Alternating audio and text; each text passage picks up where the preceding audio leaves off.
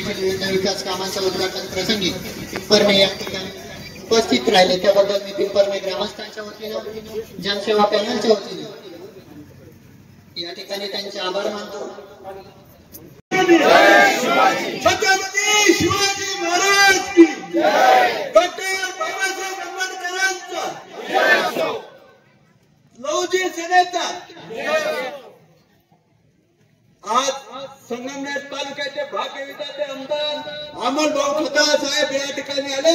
प्रथमतः आपण सर्वांनी टाळ्यांच्या गजरात त्यांचे स्वागत करू।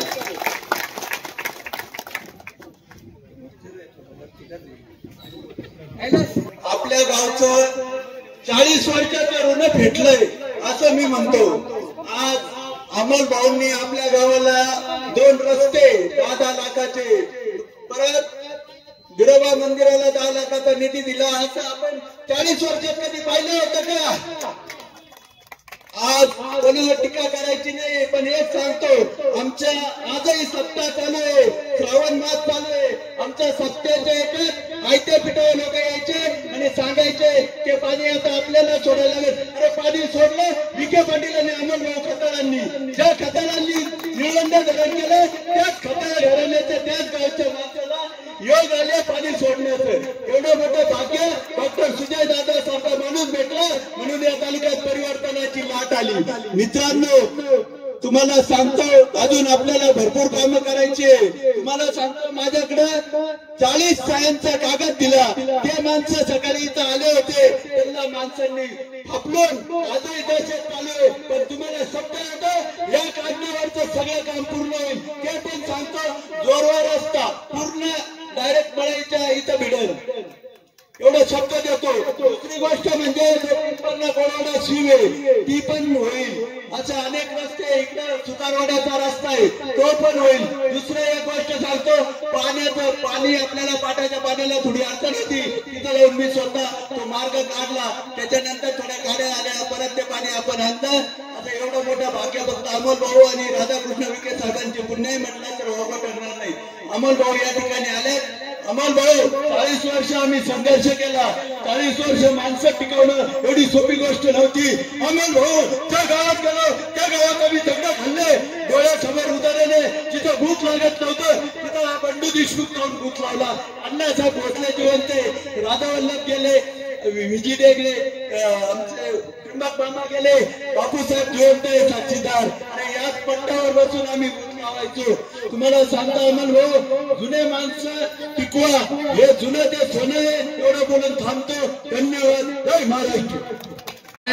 या व्यासपीठाची पहिली विनंती मागतो आणि विनंती करतो, मी काय भाषणाचा माणूस नाही, मी राशनाचा माणूस आहे। मला भाषण येत नाही, पण राशन हे 100% माझ्याकडून मिळतो।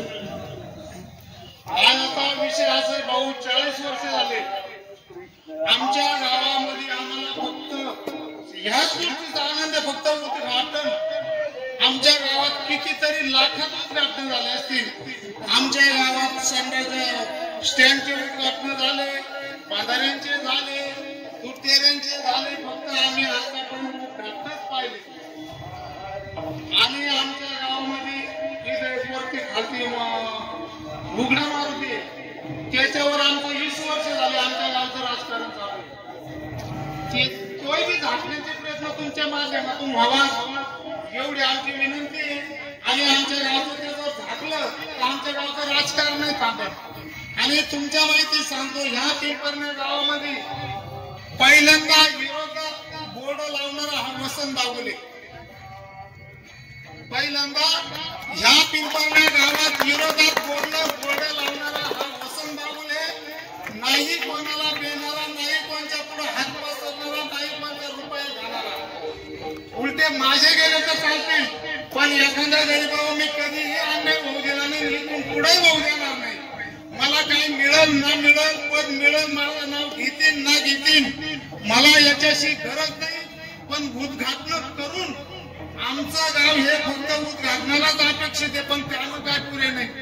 आणि तुमच्या माध्यमातून पुरे व्हावा एवढीच माझी अपेक्षा आहे आणि एवढीच तुम्हाला विनंती आहे। आम्ही तुमच्या पाठीशीच आहे, आमची मान चुकली तरी हरकत नाही, पण तुमच्या पाठीशी राहील। तुम्ही पाहिलेलं आहे माझ्यावर काम, तिरंगा चौकामध्ये एक सुद्धा शिवसेना आणि भाजपचा माणूस नव्हता. या वसंत बाबूंना एका 12 महिन्यात संघटनेला गेल्यामुळं निमा तिरंगा चौक तोडलेला हा सगळे कार्यकर्ते तिरंगा चौकातले इथं आणि हे तुम्हाला भेटलेले कार्यकर्ते तिरंगा चौकामध्ये. तिरंगा चौकामध्ये हिंडावर पाठवून एवढं सोपं काम नाही आणि हे कोणाचंही काम नाही.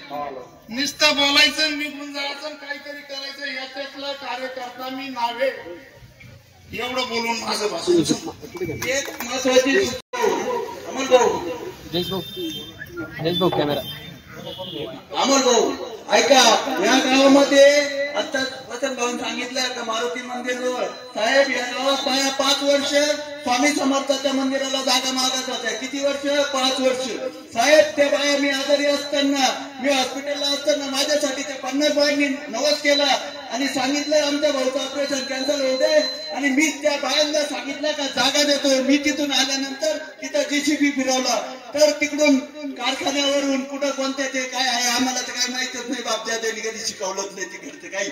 तिथून यशोधनवरून यांच्या बायांच्या घरी फोन, अरे तुम्ही जाऊ नका, तुम्ही करू नका. त्या बायांनी सांगितलं आजही स्वाभिमानाने बसल्यात त्या का बंडू नानांनी जे सांगितलं तो शब्द आम्ही मरून जाऊ तरी डावलणार नाही. त्या मंदिराचं उद्घाटन थोड्याच दिवसात आपण तुमच्या आणि शालिनी ताईंच्या हस्ते करायचंय. त्यावेळेस तुम्हाला जोडीने या गावात यायला लागेल. साहेब आता घाबरायचं नाही. दिवस आपले तुमच्यासारखा तरुण माणूस आम्हाला भेटला आमदार म्हणून आम्ही 40 वर्षाचं आमचं पान फिटलंय. एवढे बोलून थांबतो. धन्यवाद. संतोष भाऊ बोलतो.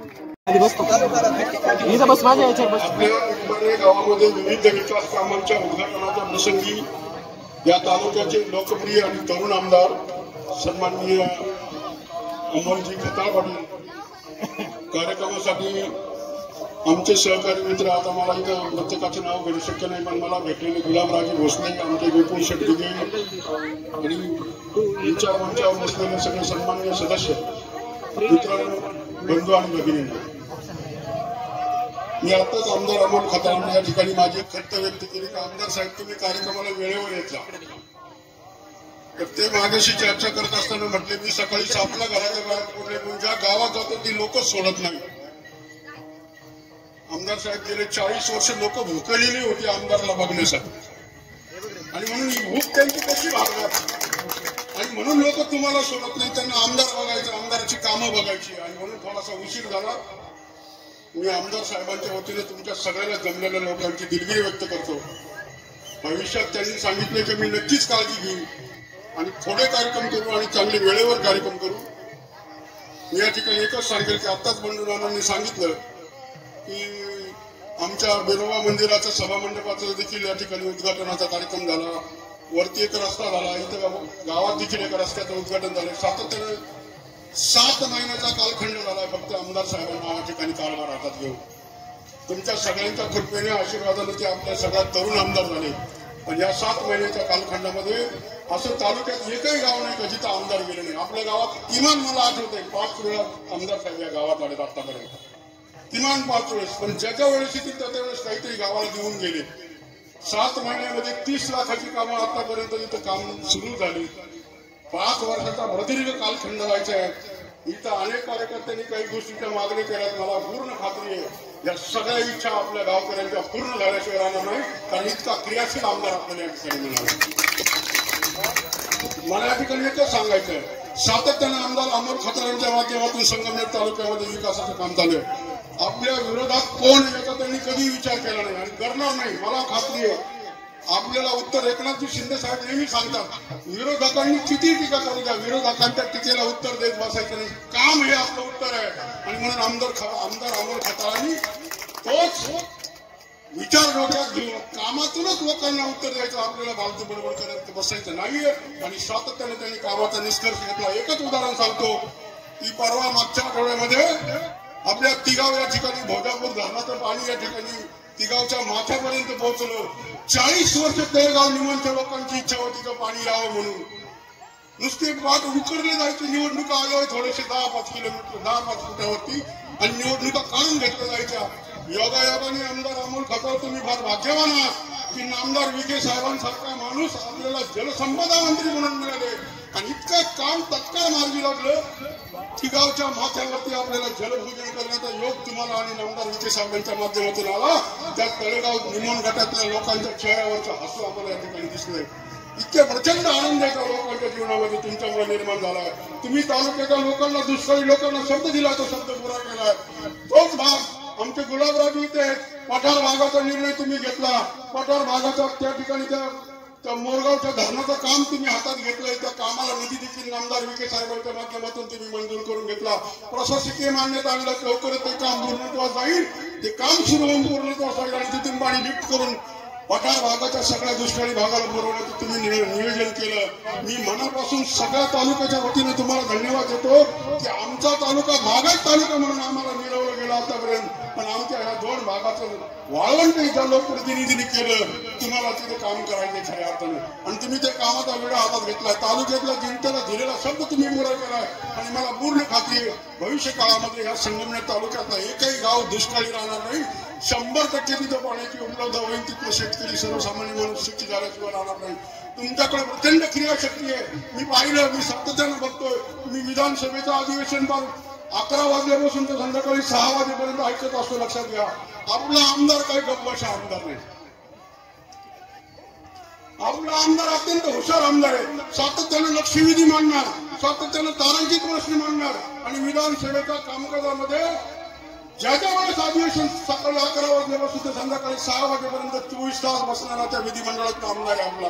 कारण इथल्या जनतेची बांधिलकी म्हणून काम करायचे आणि विधिमंडळात जनतेचे प्रश्न सोडवले जातात. आणि असा आमदार आपल्याला मिळाला. मला खात्री आहे, मी एकच जाता मागचे त्यांनी 1च महिना झाला आमदार झाले. तुम्हाला एक उदाहरण सांगतो. 1च महिना आमदार झाले आणि हिवाळी अधिवेशन नागपूरचं सुरू झालं. योगायोगाने त्यांची माझी गेस्ट हाऊसला भेट झाली. माझ्या हातात एक कागद होता, त्यांच्याकडे दिला आणि त्यांना म्हणलो, साहेब हिवाळी अधिवेशनाला चाललंय, आमच्या शेतकऱ्यांची एक मागणी होती, विचार करा. काय मागणी होती? महाविकास आघाडी सरकारच्या काळामध्ये दुधाचा प्रश्न अत्यंत बिकट झाला होता. 20 रुपयाच्या खाली दुधाचे भाव आले होते. आमदार विखे साहेब पशुसंवर्धन आणि दुग्ध विकास मंत्री होते. महाराष्ट्रातील तमाम आमच्या सारख्या शेतकऱ्यांचे नेते मुंबईला बोलून घेतले आणि बैठक झाली. शेतकऱ्यांच्या दुधाला किमान 25 रुपये तरी 35 रुपये भाव दिला गेला पाहिजे, लक्षात अशी मागणी झाली. आणि म्हणून सगळ्या दूध संघाच्या लोकांना बोलवलं, तुम्ही 30 रुपये भाव द्या, सरकार 5 रुपये टाकेल.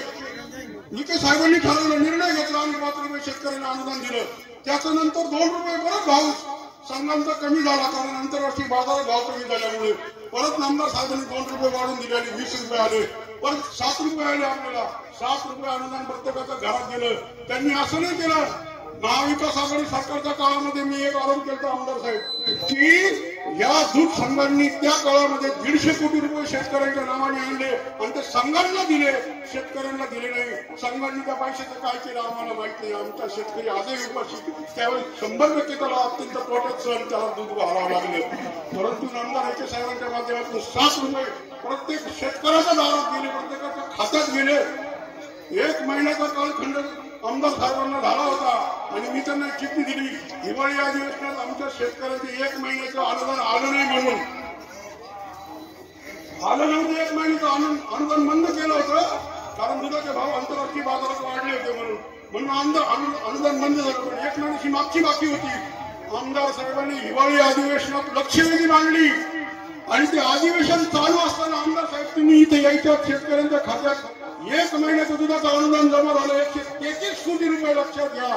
हे काम आमदार अमोल खताळ आणि महाराष्ट्राच्या विधिमंडळात करत असतात. आणि म्हणून शेतकऱ्यांच्या कष्टकऱ्यांचा हा तालुका दूध उत्पादकांचा तालुका आहे. तुम्हाला प्रामुख्याने दुधावर काम करावं लागणार आहे. आजही शेतकरी दुधाच्या बाबतीत फार समाधानी असं नाहीये. लक्षात घ्या.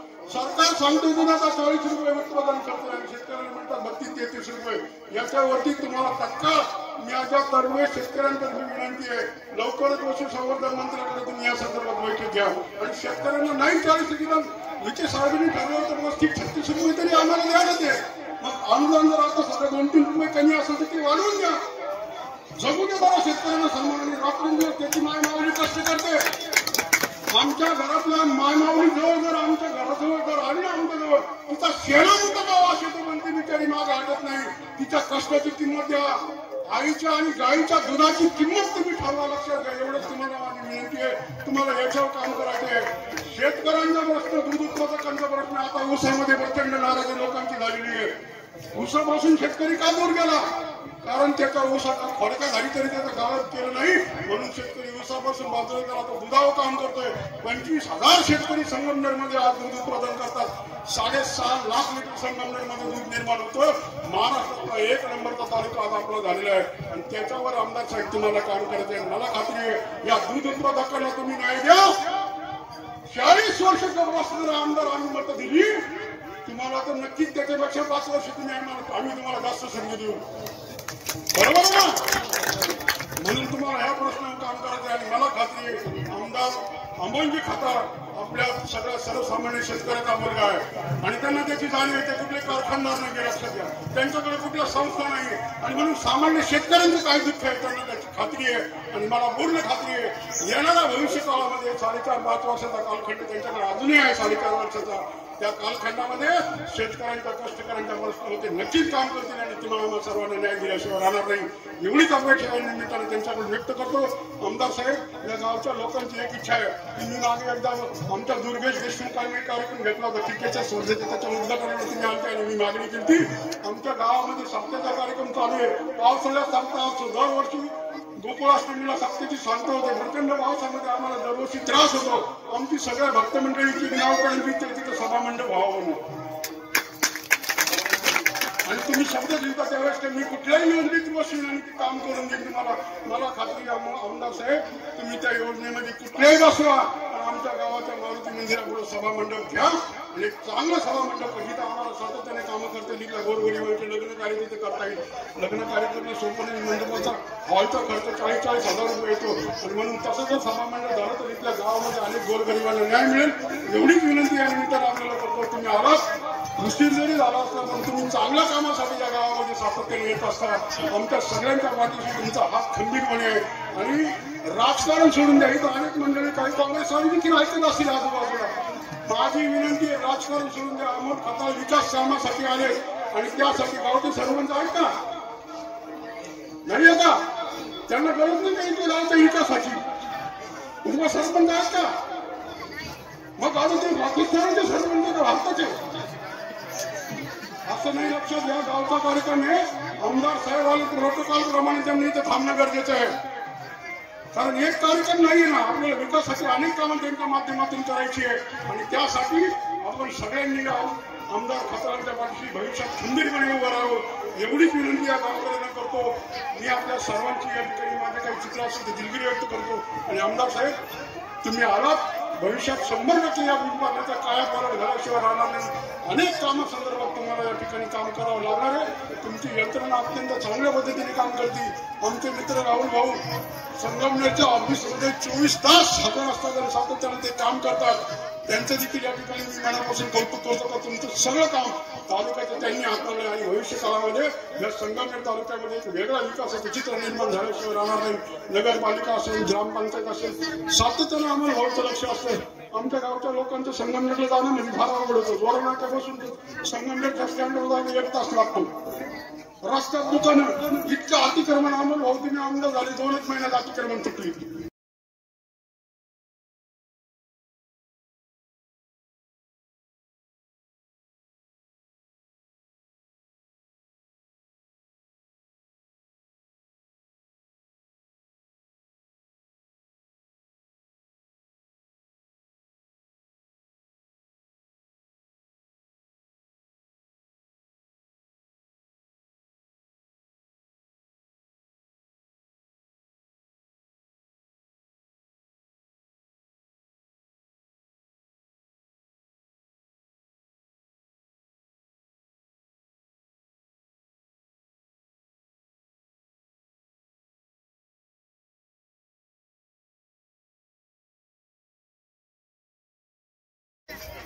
व्यासपीठावर उपस्थित असलेले आमचे ज्येष्ठ मार्गदर्शक शेतकरी नेते संतोष भाऊ रोहम, आमचे सहकारी बंडू देशमुख, मंजाबापू साळवे, गोकुळ भाऊ दिघे, संदीप भाऊ घुगे, वसंतराव बागुल, गुलाबराजे भोसले, दुर्गेश देशमुख, स्वानंद चंत, रवी दातीर, संचित भारती, अशोक चेन्नर, भाऊ पाटील ओरपे, अनिल ओरपे, शिवम गुंजाळ, ऋतिक रोहम, भाऊसाहेब ठोंबरे, बाबासाहेब थोरात, अजित वरपे, बापूसाहेब देशमुख, उपस्थित असलेले DM देशमुख, उपस्थित असलेले सर्व सहकारी बंधू आणि भगिनींनो, सर्वप्रथम तर मी आपल्या ग्रामस्थांची दिलगिरी व्यक्त करतो. सकाळी कार्यक्रम लवकर होता, परंतु आताच आपल्याला संतोष भाऊंनी सांगितलं असं त्या कार्यक्रमाची सुरुवात झाल्यानंतर एकदा निघाल्यानंतर वेळ माझ्या हातात राहत नाही. वेळ मी ह्या प्रत्येक गावच्या कार्यकर्ते असेल, गावकरी असेल, त्यांच्या ताब्यात मी सुपूर्द होऊन घेतो. मग त्या गावात गेल्यानंतर ते जसं सांगतील, संगमनेर खुर्दला आपण आज मोठ्या प्रमाणावर विविध कार्यक्रमाचा विकास कामाचं भूमिपूजन केलं. त्यानंतर हिवरगाव पावसा येथे गारगाव सबस्टेशनवरून 33ची एक लाईन आणली. त्यामुळे त्या पंचकृषीतील 8 गावांना जो विजेचा प्रश्न भेडसावत होता, यातून कुठेतरी दिलासा देण्याचं काम येणाऱ्या पुढील कालावधीत होणार आहे. आपल्या गोळवाडा येथे एका रस्त्याचं मजबूतीकरणाचं होतं, तिथे गेलो. त्यानंतर आज आपल्या पिंपरणे सोसायटी ते दिनकर वागचोरे वस्ती रस्ता मजबूतीकरणासाठी 10 लाख रुपये आपण जिल्हा नियोजन मधून आदरणीय पालकमंत्री विखे पाटील साहेबांच्या माध्यमातून दिले. पिंपरणे ते रांज वस्ती दुर्गा मंदिराजवळ सभा मंडपासाठी 10 लाख रुपये आपण तिथे दिले. त्यानंतर धनगर वस्ती क्रमांक 50 मध्ये रस्ता कॉन्क्रिटीकरणासाठी सुद्धा 10 लाख रुपये आपण दिले. एकंदर तुमच्या गावाला 7 महिन्यामध्ये 29.90 म्हणजे 30 लाखाच्या आसपास निधी आपण दिला. आणि पिंपरणे ते जो आत्ताच आपण पिंपरणे ते घोडवाड्याला जाण्यासाठी एक पूल सुद्धा आपण मंजूर केलाय 7 कोटी रुपयाचा. त्याचं सुद्धा काम लवकरच सुरू होणार आहे. त्यामुळे निकाल झाल्यानंतर संतोष भाऊंनी सांगितलं, मला सुद्धा तुम्ही टाकलेला विश्वास, जबाबदारी याची जाणीव आहे. त्यामुळं दिवसाची सुरुवात कधी होते आणि दिवसाचा शेवट कधी होतो हे सुद्धा मला कळत नाही, लक्षात येत नाही. परंतु जी संधी तुम्ही दिली, मायबाप जनतेने दिली, लाडक्या बहिणींनी दिली, शेतकऱ्यांनी दिली, लाडक्या भावांनी दिली, सर्व लाडक्या युवकांनी सगळ्यांनी दिली. त्यामध्ये तुम्हालाही मागील 7 महिन्यामध्ये कधी कुठं तुमचा निर्णय चुकला अशी वेळ आली नाही. आणि या पुढील कालावधीत सुद्धा तुम्हाला कधीच असं वाटणार नाही का तुम्ही तुमचं जे मत दिलं ते व्हायला गेलं. आज लाखो करोडो कोटी रुपये विकासासाठी संगमनेरमध्ये येणं अपेक्षित होतं. टीका टिप्पणी करायची नसती. माझा स्वभाव थोडा वेगळा आहे. मी विकासाचं राजकारण करतो, परंतु काही ठिकाणी त्यांना उत्तर बी द्यावं लागत आहे. नुसते गावागावामध्ये कारखान्याच्या पैशावर, शेतकऱ्यांच्या ऊसाच्या पैशावरती फ्लेक्स लावून समस्त ग्रामस्थ म्हणून तुम्हाला लोकांच्या मनात घर करता येणार नाही. 40 वर्षाच्या लोकांच्या सुखदुःखामध्ये कधी जायला तुम्हाला वेळ भेटला नाही. या तुमच्या मुलांनी, तुमच्या भावाने त्यांना भिंगरी सारखं पळवलंय. आज अख्खं घरदार बाहेर पडतोय. आनंद आहे मला, गेलं पाहिजे, भेटलं पाहिजे, भेटा सगळ्यांना भेटा. परंतु आता ते स्थान, तो मान मला वाटत नाही माझी मायबाप जनता तुम्हाला देण्याचा प्रयत्न करेल. तेच कारखान्याचे कर्मचारी, तेच दूध संघाचे कर्मचारी बिचारे ते काय करतील? आरती सर्व्हिस झाली म्हणून मुख्यपणे त्यांना ते पुढे चालावं लागतंय. नाही तर आज प्रत्येकाच्या कुटुंबातील मुलगा स्वकर्तृत्वाने दुधाच्या माध्यमातून असेल, शेतीच्या भाजीपाल्याच्या माध्यमातून असेल, मुलाला उच्च शिक्षण करून आज मुलं कुठंतरी स्थिर स्थावर झाले. पाणी दिलं सांगता यापूर्वी सांगायचे. स्वर्गीय विजय गताळ पाटील असतील, स्वर्गीय खासदार बाळासाहेब विखे पाटील असेल, यांनी संगमनेर तालुक्यासाठी सुरुवात चांगल्या पद्धतीने केली होती. परंतु मधल्या कालावधीमध्ये दुर्दैवाने केंद्रात सरकार होतं, राज्यात सरकार होतं, पण संगमनेरमध्ये आमदार नव्हता म्हणून अडचणी येत होत्या. आता 7 महिन्यात बघितलं असेल तुम्ही, केंद्रातलं सरकार, राज्यातलं सरकार, संगमनेरचा आमदार म्हणून कशा पद्धतीने बुलेट ट्रेनच्या स्पीडने काम चालू आहे. त्यामुळं आपल्या कामामध्ये कुटुंबाचा विकास नाही. कुटुंब हा तालुका माझा परिवार आहे, परंतु हा परिवाराचा करताना आपली प्राथमिकता त्या विकासाला जरी दिली आपण, तरी आपल्याकडे कोणी भाच्याला, बहिणीला, मेवण्याला, दिराला टेंडर दिल्या जात नाही. सामान्य पोरं आहेत, त्यांना मी सांगितलेलं आहे ही पहिली संधी. चांगले काम केले तर दुसऱ्यांदी माझ्याकडे काम मागायला या, नाही तर तिकडे दुसरीकडे कुठं दुसऱ्या तालुक्यामध्ये जाऊन तिकडे काम करा. त्यामुळे कामाचा सुद्धा दर्जा निश्चित चांगला राखला जाईल. आपल्या सर्वांचे नेते आदरणीय जलसंपदा खाते सुद्धा आज आपल्याकडे आले, आदरणीय विखे पाटील साहेबांकडे. त्यांच्या नावाने, त्यांच्या परिवाराच्या नावाने आतापर्यंत फक्त मताचं राजकारण करण्यासाठी सांगितलं गेलं का हा विखे पाटील परिवार या संगमनेर तालुक्यात पाणी येऊन देत नाहीये. परंतु बघा, नियतीचं चक्र आहे. त्याच नामदार राधाकृष्ण विखे पाटील साहेबांना जलसंपदा खातं मिळालं आणि आज हा संगमनेर तालुका पाणीदार तालुका होणार आहे. जे पाण्यापासून वंचित आहेत गावं, प्रत्येक गावामध्ये सिंचनाची व्यवस्था करण्याची जबाबदारी आदरणीय विखे पाटील साहेबांच्या मार्गदर्शनाखाली तुम्हाला मला बरोबर राहून पुढे काम करायचंय. कितीतरी गोष्टी सांगता येतील. कालावधी कमी मिळाला 7 महिने, तरी लोकांच्या अपेक्षा मोठ्या आहेत आणि त्या अपेक्षेला सुद्धा मी कुठे तडा जाऊन देत नाही. प्रत्येक बाबतीत असेल बघा, तुम्ही आपली लाडकी बहीण असेल, आता कोणीतरी मावशी आल्या होत्या, संतोष भाऊला सांगत होत्या डोलचं प्रकरण. पण डोल कोणामुळे नाही झाले, मला ते 7 महिने झाले. त्याच्या आधी मी संजय गांधीचा अध्यक्ष 4 महिने होतो. त्यावेळेस या संगमनेर तालुक्यातील न भूतो न भविष्य असे प्रकरण मी मंजूर केले. ते प्रकरण मंजूर करताना तो काँग्रेसचा का शिवसेनेचा का भाजपचा का राष्ट्रवादीचा हे बघितलं नाही. त्यांनी अर्ज दिला, त्या मातेला, त्या माऊलीला खरंच गरज आहे तिथे आपण प्रकरण डोलचे मंजूर केले. तू माझ्याकडे त्यावेळेस आल्या नाही, आता आल्यात माझ्याकडे. तुमचं काम निश्चित करून देऊ. प्रत्येक योजना बंडू नानाचं काम अतिशय चांगलं चालू आहे. मध्ये बंडू नानाची ही धडपड तळमळ बघून त्यांना झाला त्रास. नंतर मी हॉस्पिटलमध्ये भेटायला गेलो. नानाला सांगितलं, नाना आता थोडं जरा दगदग कमी करा. आता आमदार आपला आणलाय, घरातला माणूस आमदार आहे, आता लय दगदग नाही करायची. आता जनतेचे प्रश्न निम्मे सोडवण्याला सुरुवात झालेली आहे.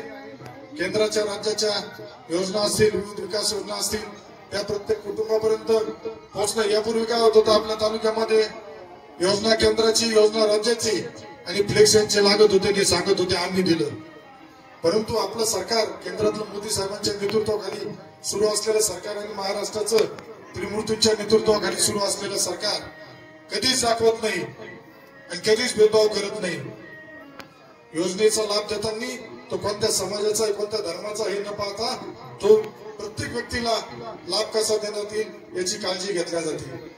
त्यामुळे नाना, तुमची तळमळ, माझ्या बापू असेल, तुम्ही सगळे सहकार्यांनी मिळून मिसळून काम केलं पाहिजे. आपल्यामध्ये चांगला समन्वय राहिला पाहिजे. येणारी पुढं जिल्हा परिषद, पंचायत समिती आहे, ग्रामपंचायत आहे, त्यावेळेस आपल्याला दाखवून द्यायचंय भगवा, फक्त भगवा झेंडा. आणि हा भगवा कधी आपला भडकणार, ज्यावेळेस आता प्रयत्न होईल तुमच्यामध्ये येऊन वादविवाद लावून देण्याचा, भांडण लावून देण्याचा प्रयत्न होईल. आम्हा पैसा बाहेर निघाला. आता आपल्याला जाणवलं थोड्या दिवसांनी आता फ्लेक्स लागायला लागले. गावागावामध्ये येऊन आता बैठका परत बिर्याण्या चालू होतील.